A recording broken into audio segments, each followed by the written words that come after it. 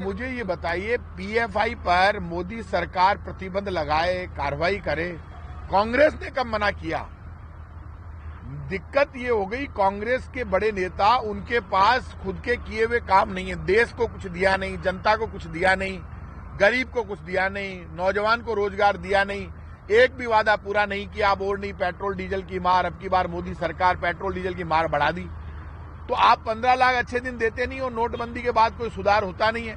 आप सिर्फ बात करते हो हिंदू मुसलमान की। हिंदू मुसलमान की बात इसलिए करते हैं कि बीजेपी की कोई उपलब्धि नहीं है। बीजेपी 8 वर्षों में फेल हो गई केंद्र की सरकार में, इसलिए बीजेपी सिर्फ हिंदू मुसलमान के मुद्दों पर बात करना चाहती है। तो हिंदू मुसलमान तो भाई साहब हजारों वर्षों से हिंदुस्तान में रह रहे हैं, सिर्फ उसी पे बात करते रहेंगे। आजादी को तो सिर्फ 75 वर्ष हुए हैं, उससे पहले भी हिंदू मुसलमान रह रहे थे। लेकिन हिंदू मुसलमान, सिख, ईसाई, फारसी, जैन, बौद्ध, इंसानियत सबसे बड़ी है। सबको रोटी चाहिए, रोजगार चाहिए। तो भाई साहब ये लड़ाई झगड़ा, ये हिंदू मुसलमान के मुद्दों पर बीजेपी के नेताओं बयान कब तक देते रहोगे? कब तक ये बयान दे देकर भ्रमित करते रहोगे? देश के प्रति, जनता के प्रति कोई दया है या नहीं? आपकी आंख में पानी भी है या नहीं? तो ये तो बता दो। देश जानना चाहता है आंख का पानी क्यों मर गया बीजेपी के नेताओं का।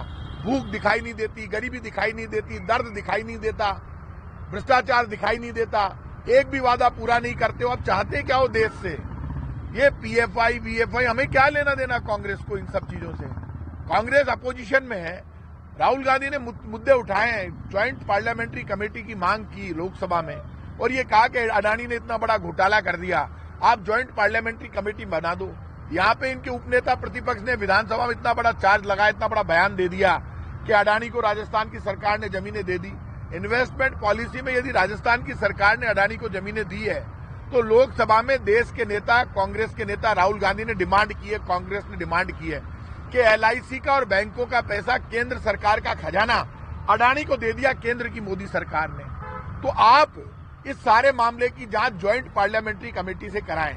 और सुप्रीम कोर्ट में इन्होंने हल्फनामा दे दिया, केंद्र की सरकार ने कहा हमें जांच कराने में कोई दिक्कत नहीं है।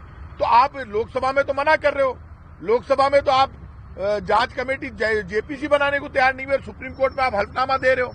आप डर क्यों रहे हो? यदि राजस्थान में कुछ हुआ है तो उसकी भी ज्वाइंट पार्लियामेंट्री कमेटी जांच कर लेगी।